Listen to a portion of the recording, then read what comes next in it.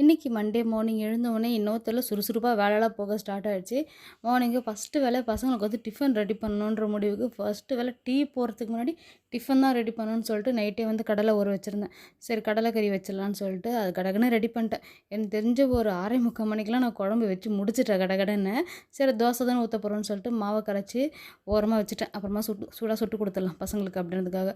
உருளைக்கிழங்கு கடகன்னு ஃப்ரை பண்ணிடலான்னு சொல்லிட்டு என்ன பண்ணேன், சிக்கன் மசாலா போட்டேன். இந்த நம்ம சிக்கன் கடையில் வாங்குவோம்ல அந்த மசாலா போட்டேன். அது சிக்கனோட போட்டால் நல்லா ஒட்டும், உருளைக்கிழங்கோட ஒட்டவே இல்லை, தனித்தனியாக பிரிஞ்சு வந்துருச்சு.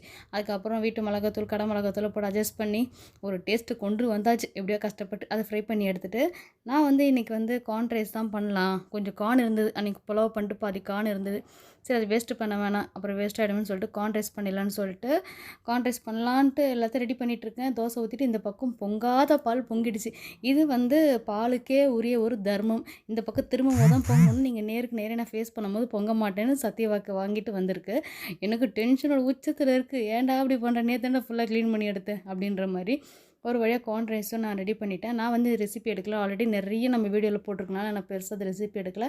கடகடன்னு எல்லாருக்கும் பேக் பண்ணி கிளப்பி விட்டாச்சு. இன்றைக்கி கரெக்ட் டைமுக்கு எல்லோரும் துரத்திட்டேன், கிளம்புங்க அப்படின்ட்டு. இன்றைக்கான வீடியோவில் தான் அடுத்த வீடியோ நான் பார்ப்போம். பாய்.